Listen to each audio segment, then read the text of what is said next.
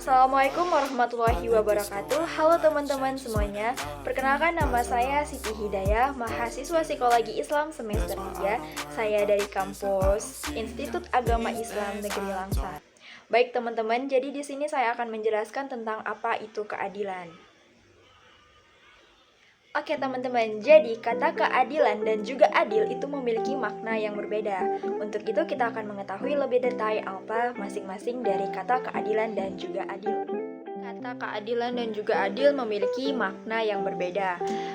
Kalau misalnya keadilan adalah suatu bentuk sikap kita kepada seseorang yang dimana tuh kita harus adil.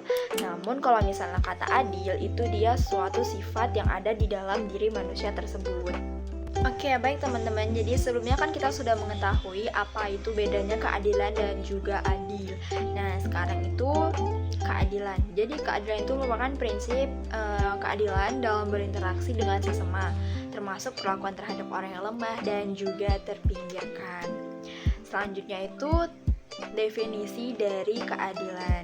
Karena kan materi yang akan saya jelaskan itu tentang keadilan, bukan adil. Namun saya memberikan makna tentang keadilan dan juga adil. Maksudnya tuh perbedaan dari keadilan dan juga adil.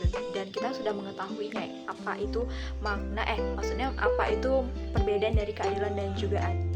Oke, jadi definisi dari keadilan sendiri adalah merupakan suatu nilai universal yang menjadi pondasi penting dalam kehidupan bermasyarakat. Jadi dalam Islam itu keadilan ini merupakan salah satu prinsip fundamental yang ditekankan dalam Al-Quran dan juga hadis, gitu teman-teman. Dan juga definisi yang kedua dari keadilan dalam psikologi Islam, konsep keadilan ini sangat erat kaitannya dengan prinsip-prinsip keadilan ilahiyah, yang dimana hal ilahiyah tersebut berasal dari ajaran Al-Quran dan juga hadis. Baru yang ketiga, keadilan dalam Islam. Jadi Islam itu tidak hanya dilihat sebagai distribusi yang setara atau prosedur yang adil, tetapi juga sebagai aspek moral dan spiritual terhadap keputusan hambanya terhadap Allah Subhanahu wa Ta'ala. Itu teman-teman. Oke, next selanjutnya tadi kan kita sudah mengetahui apa itu definisi dari keadilan.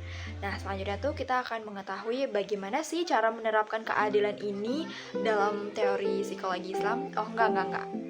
Bukan dalam teori psikologi Islam, maksudnya itu bagaimana cara menerapkan keadilan dalam pandangan psikologi Islam. Oke, baik teman-teman, selanjutnya penerapan keadilan dalam psikologi Islam. Di sini tuh ada 5. Yang pertama, keadilan dalam hubungan keluarga. Yang kedua, keadilan dalam pengambilan keputusan. Yang ketiga, keadilan dalam distribusi kekayaan. Dan yang keempat, keadilan dalam hukum. Yang terakhir ada keadilan dalam pengendalian diri. Oke, baik, jadi saya akan menjelaskan bagaimana sih cara keadilan ini diterapkan dalam hubungan keluarga. Oke, jadi keadilan dalam hubungan keluarga. Dalam konsep Islam, sebagaimana mestinya Islam menekankan pentingnya adil dalam keluarga, seperti dalam pembagian perhatian, kasih sayang, dan kebutuhan materi kepada pasangan ataupun anak-anak kita nantinya. Sebagaimana mestinya Allah Subhanahu wa Ta'ala berfirman dalam Al-Quran, surah Al-Hujurat ayat 9 yang artinya, dan berbuat adillah, sesungguhnya Allah menyukai orang-orang yang berbuat adil. Nah, jadi kalau misalnya ditanya bagaimana sih penerapan psikologinya, jadi dalam psikologi keluarga, keadilan itu dengan menciptakan harmoni dan mengurangi konflik yang ada dalam keluarga gitu. Jadi ketika orang tua bersikap adil, maka anak-anak merasa dihargai. Jadi ketika mereka merasa dihargai, otomatis mereka juga merasa bahwasannya orang tua tersebut adil dengan mereka gitu. Oke, baik, penjelasan mengenai keadilan dalam hubungan keluarga. Jadi dalam konsep Islam, sebagaimana mestinya Islam menekankan pentingnya adil dalam keluarga, seperti dalam pembagian perhatian, kasih sayang, dan juga kebutuhan materi kepada istri ataupun suami, dan juga kepada anak-anak. Sebagaimana juga Allah berfirman dalam Al-Quran, surah Al-Hujurat ayat 9 yang artinya, dan berbuat adillah, sesungguhnya Allah menyukai orang-orang yang berbuat adil. Oleh sebab itu, maka keadilan ini sangat penting ya diterapkan dalam hubungan keluarga. Jadi dalam psikologi keluarga, keadilan itu untuk menciptakan harmoni dan mengurangi konflik yang ada dalam keluarga tersebut. Oke, jadi di bagaimana orang tua itu bisa bersikap adil kepada anak-anak mereka, jadi sehingga anak-anak tersebut merasa dihargai, gitu teman-teman. Yang dimana ketika anak-anak mulai merasa dihargai, maka kesehatan mental dan juga emosional yang didapati anak-anak itu akan merasa lebih baik, gitu. Yang kedua tentang keadilan dalam pengambilan keputusan. Jadi dalam konsep Islam, Islam itu mengajarkan tentang musyawarah atau syurah, yaitu pengambilan keputusan sosial yang dimana untuk memastikan semua pihak itu didengar. Sebagaimana Allah Subhanahu wa taala berfirman dalam Quran surah Asy-Syura ayat 38 yang artinya segala urusan mereka itu diputuskan dengan musyawarah antara mereka. Oleh sebab itu, kenapa keadilan dalam pengambilan keputusan sosial ini bisa dilakukan dengan bermusyawarah, sebagaimana firman Allah Subhanahu wa taala dalam Quran surah Asy-Syura gitu teman-teman. Nah, kalau misalnya penerapan psikologinya gitu kan, bagaimana sih agar pengambilan keputusan sosial ini dapat adil gitu kan? Jadi di sini dalam psikologinya itu bisa melibatkan semua pihak dalam pengambilan keputusan dengan mendorong rasa memiliki dan juga kepercayaan. Psikologi sosial juga menekankan bahwa keputusan kolektif yang adil itu dapat memperkuat suatu kelompok seperti itu.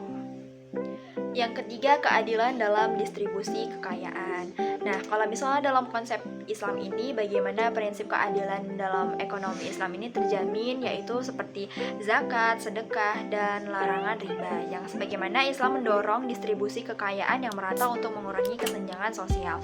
Kenapa dibilang bahwasannya keadilan dalam distribusi kekayaan ini seperti zakat dan sedekah? Karena kalau misalnya kita membagi sedikit rezeki kita dengan zakat atau sedekah, itu sama aja kita kayak adil dalam suatu hal kepada mereka yang kurang mampu gitu. Kalau misalnya sedekah ya, karena kan kalau misalnya uang kita banyak, kita sedekah, itu kan juga salah satu adil kepada mohon maaf fakir miskin gitu. Sebagaimana Allah Subhanahu wa taala berfirman dalam Quran surah Al-Hasyr ayat 7 yang artinya supaya harta itu jangan hanya beredar di antara orang-orang kaya saja di antara kamu. Jadi kalau misalnya orang yang bersedekah juga belum tentu kaya, namun mereka juga membagi sebagian harta mereka. Oleh sebab itu makanya kalau misalnya mereka yang bersedekah gitu, berarti tandanya itu mereka adil terhadap orang-orang yang kurang mampu seperti itu. Oke, jadi kalau misalnya penerapan psikologinya, distribusi yang adil yaitu mengurangi kecemburuan sosial dan meningkatkan kesejahteraan mental masyarakat. Jadi kalau misalnya ada seseorang yang kurang mampu gitu kan, jadi ada juga orang yang ini ingin bersedekah, si A bersedekah dengan si B yang kurang mampu, maka si B ini akan merasa sangat sejahtera gitu. Kenapa? Karena kan ketika dia kurang mampu terus dikasih ini kan otomatis tuh dia akan lebih baik gitu hidupnya. Yang keempat, ada keadilan dalam hukum. Jadi kalau misalnya dalam konsep Islam itu menuntut bagaimana keadilan dalam menegakkan hukum tanpa membedakan status sosial atau latar belakang individu. Jadi kalau misalnya dalam hukum tuh kan ada ya yang namanya nggak adil gitu kan, yang dimana tuh kalau misalnya ada orang yang lebih kaya maka mereka itu dianggap lebih gitulah ya kan. Tapi kalau orang yang kurang mampu nih kurang dipandang, kayak pandang sebelah mata. Jadi kayak hukum itu nggak berjalan gitu. Jadi itu di Islam ini menuntut keadilan gitu untuk bisa menegakkan hukum itu secara rata. Ada juga nih hadis Nabi SAW yaitu yang artinya sesungguhnya orang-orang sebelum kalian hancur karena mereka hanya menghukum orang-orang lemah sementara membiarkan orang-orang yang kuat. Hadis riwayat Bukhari dan Muslim. Nah, kalau misalnya penerapan psikologinya, hukum yang adil itu menanamkan rasa aman dalam masyarakat yang berkontribusi pada stabilitas emosional dan individu. Oke, baik teman-teman, sebelumnya saya mengucapkan maaf yang sebesar-besarnya karena di sini tuh banyak banget gangguan. Selanjutnya yang kelima ini ada keadilan dalam pengendalian diri. Nah, kalau misalnya dalam konsep Islam, keadilan dalam pengendalian diri ini berarti menyeimbangkan kebutuhan duniawi dan juga spiritual, yaitu seperti kalau misalnya dalam duniawi kita membeli sesuatu barang itu bukan hanya karena nafsu, tapi karena emang kita butuh. Nah, kalau misalnya spiritual ini kita bisa mendapatkannya mulai kayak seperti zikir, menghafal Quran, atau yang lainnya yang berkaitan dengan mendekatkan diri kepada Allah gitu. Kan itu suatu keadilan dalam pengendalian diri kita kan. Sebagaimana kalau misalnya kita lagi ingin marah, kita pasti akan kalau kita ingin marah ya secara meledak-ledak gitu kan, kita bisa mengucapkan istighfar gitu kan. Dengan tersebut kan kita dapat bisa mengendalikan diri kita dari dalam. Nah, hal tersebut merupakan spiritual dari dalam diri. Sebagaimana Allah Subhanahu wa taala berfirman dalam Quran surah Al-An'am ayat 141 yang artinya dan janganlah kamu melampaui batas, sesungguhnya Allah tidak menyukai orang-orang yang melampaui batas. Seperti itu teman-teman. Nah, kalau misalnya penerapan psikologinya tuh bagaimana ya? Jadi pengendalian diri ini yang seimbang menciptakan ketenangan batin, yaitu dengan menghindari perilaku ekstrim yang dapat mendorong kesehatan mental yang stabil. Jadi kalau misalnya kita memiliki pengendalian diri yang baik, otomatis kita tuh nggak akan terjerumus hal-hal yang negatif gitu kan. Apalagi banyak banget nih yang namanya kayak self harm gitu kan. Itu kan kalau misalnya itu merupakan suatu seseorang yang memiliki pengendalian diri yang sangat buruk gitu kan. Tapi kalau di mata psikologi itu mungkin mereka mempunyai trauma atau mereka juga bisa disembuhkan. Tapi ya mungkin itu pakarnya gitu kan, pakar psikologi mungkin yang dapat menyembuhkan gitu, yaitu psikologi klinis gitu teman-teman. Baik, itu penjelasan mengenai penerapan keadilan dalam psikologi Islam. Jadi kan ada 5 tentang hubungan keluarga, pengambilan keputusan sosial, distribusi kekayaan, dalam hukum, pengendalian diri, seperti itu. Oke, baik teman-teman, di sini bagaimana sih cara menghormati hak dan kewajiban gitu kan sesama individu.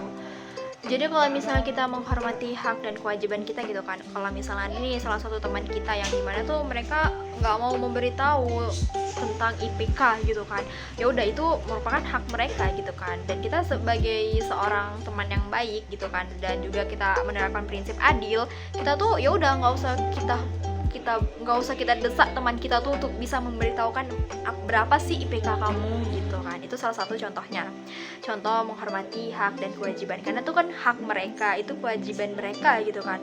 Kewajibannya itu kewajiban mereka untuk memberitahu IPK-nya tuh berapa gitu. Baru yang kedua ini menghindari diskriminasi, yaitu tidak boleh membeda-bedakan seseorang berdasarkan ras, suku, agama, status sosial, atau kondisi fisik.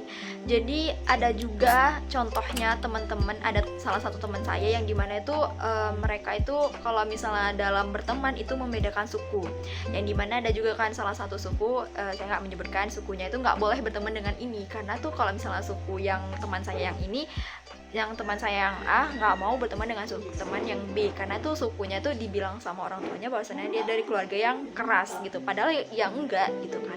Jadi kita tuh nggak boleh seperti itu, kita tuh harus saling berteman dan saling saling adil gitu dalam berinteraksi terhadap sesama gitu teman-teman. Selanjutnya itu status sosial. Nah, ada juga nih teman-teman kan, barangkali di antara teman-teman semua yang berteman itu memandang status sosial yang kaya dan juga yang miskin gitu kan. Jadi kalau misalnya diri dia tuh kaya, tapi dia tuh nggak mau berteman sama orang-orang yang miskin gitu kan. Dia mau berteman sama orang yang kaya, terus dia ya udah dia tinggalkan si teman yang si miskin tadi tuh. Itu nggak boleh sih teman-teman, karena itu merupakan sesuatu yang bukan sifat yang adil gitu.